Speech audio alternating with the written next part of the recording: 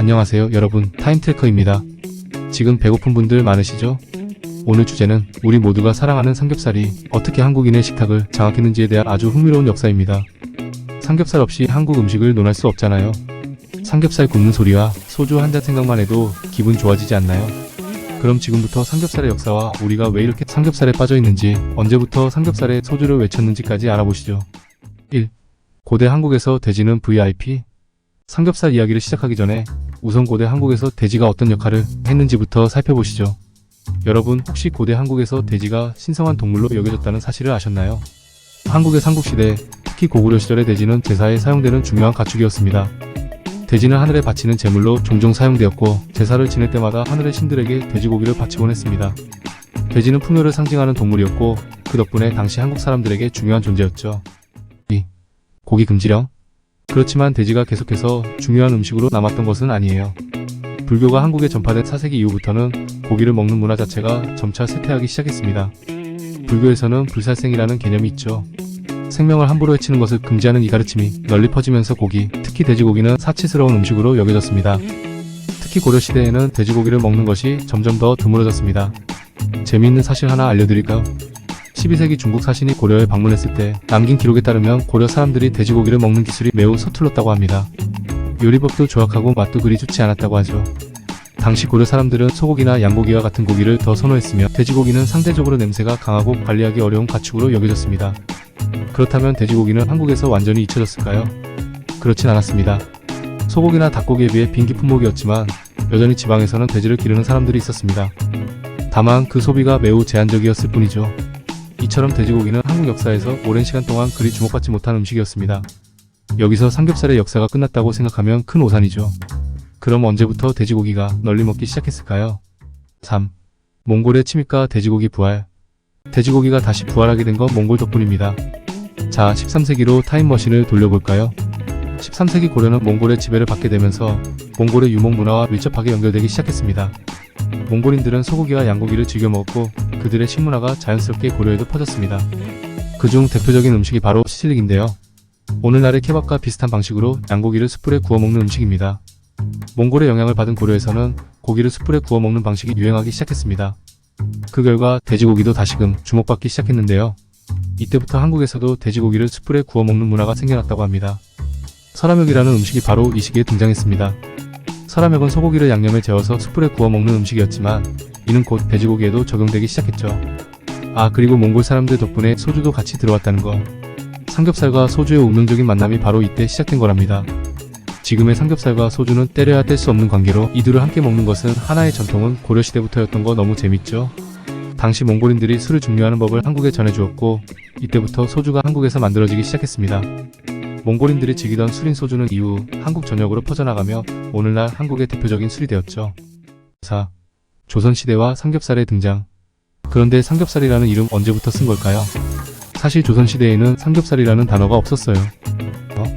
삼겹살이 없었다고? 네, 맞아요. 조선시대 기록을 살펴보면 돼지고기의 부위 중 삼겹살을 가리키는 이름이 존재하지 않았습니다. 돼지를 도축한 후에는 주로 갈비 부위를 사용했기 때문에 삼겹살에 대한 별도의 기록은 남아있지 않았습니다. 삼겹살이라는 단어가 처음 등장한 것은 1930년대에 등장했어요. 1930년대에 출판된 조선 요리법이라는 책에는 세겹살이라는 이름이 처음 등장합니다. 세겹살은 고기와 지방이 세겹으로 이루어진 돼지고기 부위를 가리키는 말이었고 이 표현이 오늘날 삼겹살로 변형된 것입니다. 이때부터 삼겹살이 조금씩 주목을 받기 시작한 거죠. 하지만 여기서 끝이 아니에요. 본격적으로 삼겹살이 대중의 사랑을 받기 시작한 건 1970년대부터입니다. 그때 삼겹살이 어떻게 대중화되었는지 궁금하시죠? 5. 삼겹살의 대중화. 1970년대는 한국 경제가 급속히 성장하던 시기였죠. 당시 산업화가 급속히 진행되면서 사람들의 소득 수준이 높아지기 시작했습니다. 하지만 그럼에도 불구하고 소고기는 여전히 매우 비싼 고기였고 많은 사람들이 쉽게 접근할 수 있는 음식이 아니었어요. 그래서 정부는 소고기에 대한 수요를 줄이기 위해 돼지고기를 대안으로 선택했습니다. 소고기 대신 저렴한 돼지고기를 먹자. 이때 일본으로의 돼지고기 수출이 막히면서 대량의 돼지고기가 국내 시장에 풀리게 되었고 그 덕분에 돼지고기 가격이 크게 내려갔습니다.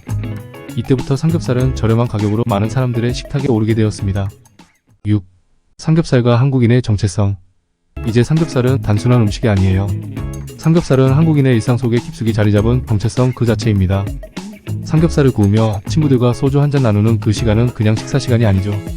힘들었지? 오늘 하루 어땠어? 서로의 이야기를 나누는 그 순간이 바로 삼겹살의 진짜 맛이 아닐까요? 한 상 가득 차린 삼겹살과 상추, 깻잎 그리고 소주 한 병까지. 이런 장면은 한국 사람이라면 누구나 한 번쯤 경험해본 따뜻한 순간일 겁니다. 그렇다면 왜 삼겹살이 이렇게 한국인의 정체성과 밀접하게 연결되었을까요? 삼겹살은 누구나 부담없이 먹을 수 있는 음식이었고 어려운 시절에 많은 사람들에게 위로를 주는 음식이기도 했습니다. 1998년 IMF 외환위기 당시 경제적 어려움에 처한 사람들은 값싼 삼겹살을 찾아 먹으며 힘든 시기를 견뎌냈습니다. 삼겹살과 소주는 당시 많은 한국인들에게 하루의 스트레스를 날려줄 수 있는 소박하지만 중요한 위로였습니다. 7. 환상의 조합. 삼겹살과 소주의 만남은 그야말로 환상적인 조합이죠. 삼겹살을 한 입 먹고 소주를 쭉 들이키는 순간 삼겹살의 고소한 맛과 소주의 깔끔한 뒷맛이 어우러져 일종의 화학 반응이 일어납니다. 이 조합은 단순한 식문화 이상의 의미를 가지고 있어요. 특히 1980년대 이후 삼겹살과 소주의 만남은 한국인들의 일상 속 깊숙이 자리 잡았는데 여기에는 특별한 이유가 있습니다. 1980년대는 경제가 고속성장하는 시기였지만 동시에 노동자들과 서민들의 삶은 여전히 팍팍했습니다. 하루의 고된 노동을 마치고 저렴하면서도 배부르게 먹을 수 있는 음식이 필요했죠. 삼겹살은 이 조건에 딱 맞는 음식이었습니다. 삼겹살의 기름진 맛은 피로를 잊게 만들었고 소주는 삼겹살의 느끼함을 씻어주며 하루의 스트레스를 날려주는 완벽한 동반자였습니다. 소주는 또한 상대적으로 저렴한 술이어서 누구나 부담없이 즐길 수 있었죠. 8. 삼겹살 열풍과 대패 삼겹살의 등장. 1990년대에 접어들면서 삼겹살은 더욱 폭발적인 인기를 끌기 시작했습니다. 특히 IMF 외환위기가 닥쳤던 1997년 이후 한국 경제는 큰 충격을 받았고 많은 사람들이 경제적인 어려움을 겪게 되었죠. 이때 삼겹살은 그야말로 서민들의 친구가 되었습니다. 상대적으로 저렴한 삼겹살은 어려운 시기에 많은 이들이 찾는 음식이 되었고 소주와 함께하는 삼겹살 식사는 그들만의 소박한 위로가 되었어요. 이 시기에 등장한 대패 삼겹살은 삼겹살 열풍을 더욱 뜨겁게 만들었습니다. 대패 삼겹살은 얇게 썬 삼겹살을 가리키는데 마치 대패로 깎아낸 것처럼 얇아서 붙여진 이름이죠. 대패 삼겹살의 장점은 두 가지입니다. 첫 번째로 얇기 때문에 빠르게 익어 식사를 기다리는 시간이 짧다는 것이죠. 두 번째로 얇아서 양이 많아 보인다는 점입니다. 이런 특성 덕분에 대패 삼겹살은 경제적으로 어려웠던 시기에 특히 많은 사랑을 받았습니다.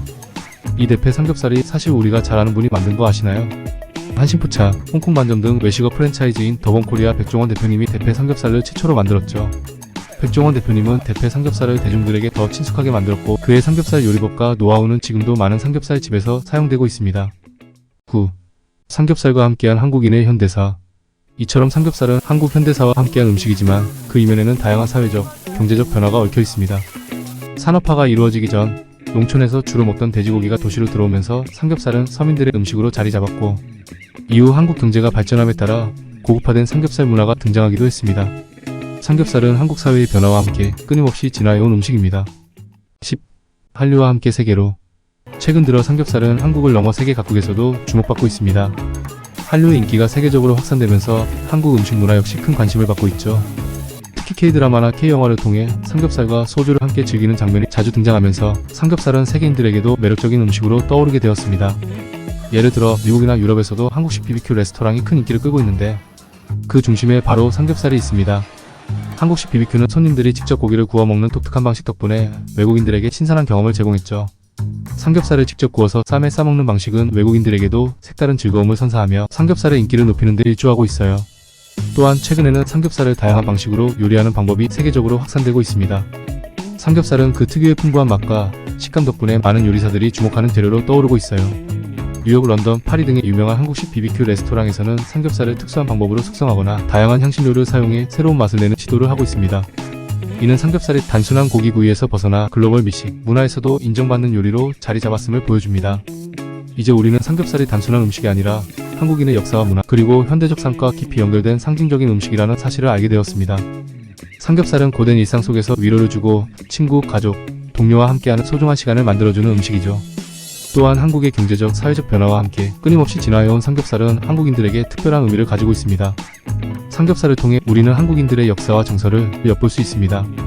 그래서 삼겹살은 그저 배를 채우는 음식이 아니라 한국인의 삶 속에 녹아든 문화와 정체성의 상징이라고 할 수 있습니다. 여러분도 삼겹살을 먹을 때마다 그 속에 담긴 한국의 역사와 이야기를 떠올려 보시는 건 어떨까요? 오늘의 삼겹살 이야기가 재미있으셨다면 좋아요와 구독 부탁드리고 앞으로도 더 흥미로운 이야기를 들려드릴 테니 기대해주세요. 감사합니다.